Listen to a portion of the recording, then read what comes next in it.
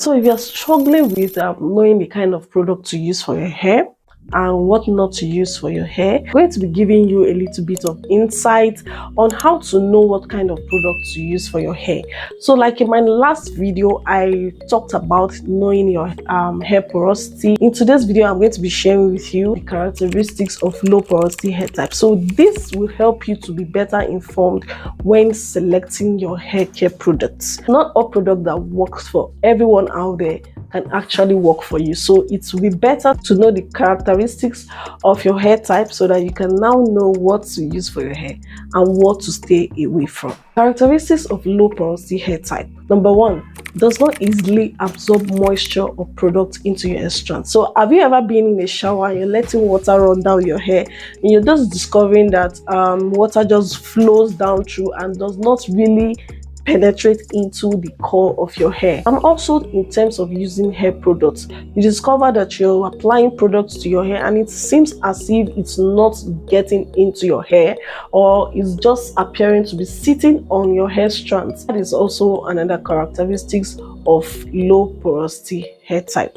Number two, your hair probably takes longer to dry. You have so much difficulty in getting that water into your hair strands or products. You now discover that when it's time for you to air dry your hair takes a little bit of time for it to air dry. That is another characteristic to show that maybe your hair might be low porosity. Number three, not easily treated by chemicals. What I mean, and those of you that are maybe transitioned from a relaxed hair will really understand this point. Back then when I used to relax my hair, that is use of chemicals on my hair, it takes a while for that chemical to really make my hair to come straight. Like my hair actually do not even form that straight slick like look that a relaxed hair should, kind of look. And also I might have to use even a couple of jars for my hair to really be chemically treated. Like I have to use maybe like 2 to 3 containers of chemicals, that is relaxers,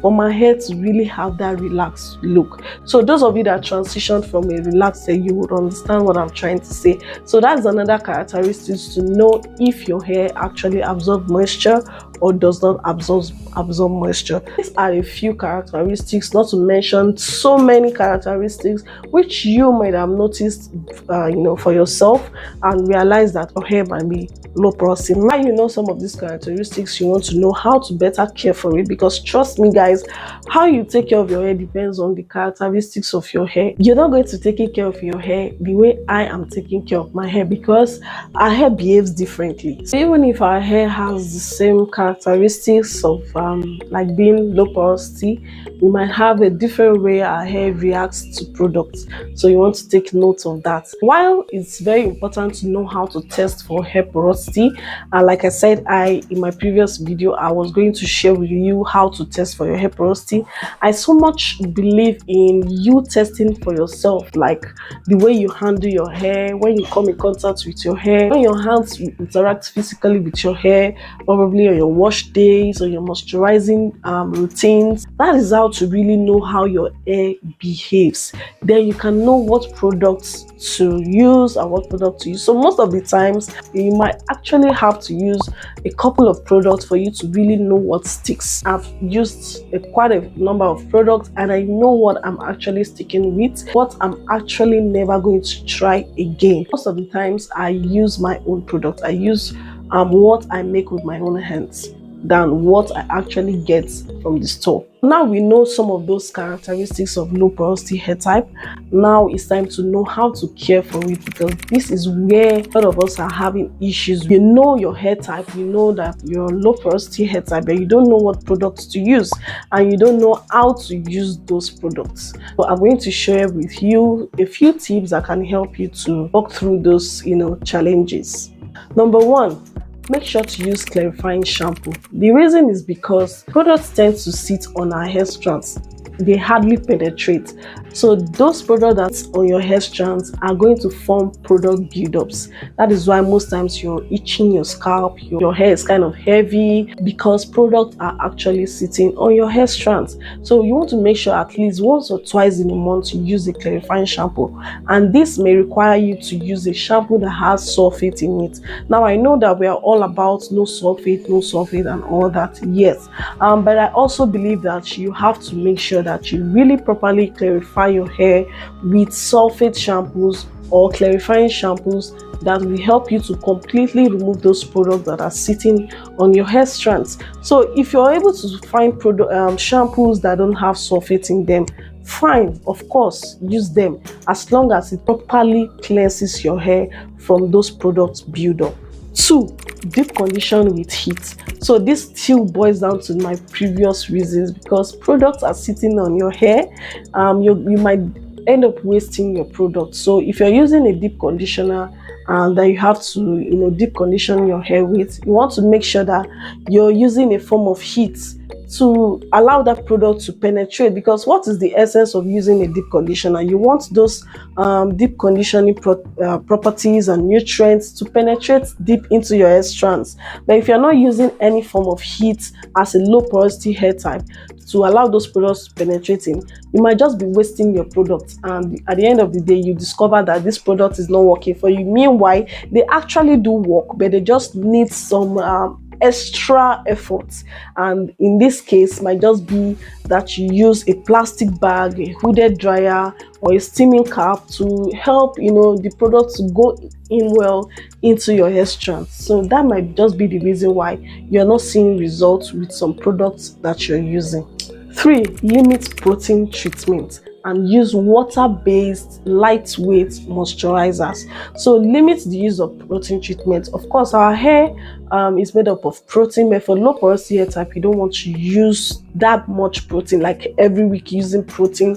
Your hair will just feel too strengthened and might break off. Maybe reduce it to once in a month for low porosity hair type, once in a month, and focus more on lightweight and water-based moisturizers. Things that are not heavy, things that are just light for you to use on your hair strands. So most of the time people have buildups is because they are using heavyweight products, or they are using products that are maybe too thick. For low porosity hair type, you might not use that, except of course if your own case is peculiar. Like me, I can use a thick butters and I will not feel anything. I won't have any issue of product buildup. Like I always say, I hardly have product buildup. So that is why it's also good to study your hair, know your hair characteristics. It's not even about the general tips that I'm giving you right now. It's about you studying your own hair and knowing what has actually worked for you, and whatever it is that has worked for you, you want to make sure to stick with it. Number 5, try greenhouse effect. Now I know that this is somewhat similar to using plastic bags, steam cap, to kind of like heat to kind of let products penetrate.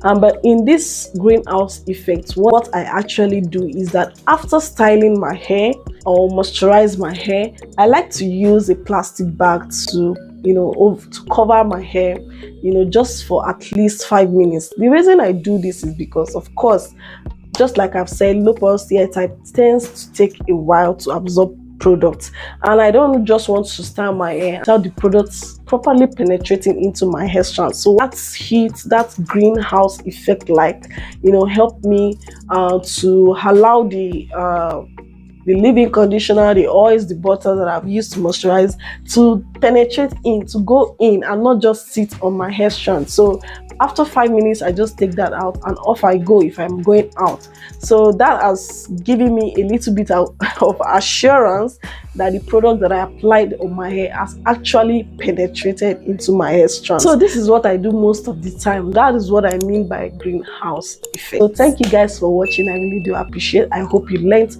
1 or 2 things from today's video. If you did, drop me a comment in the comment section and let me know what you think. Don't forget to like this video and also share. I'll see you in my next video.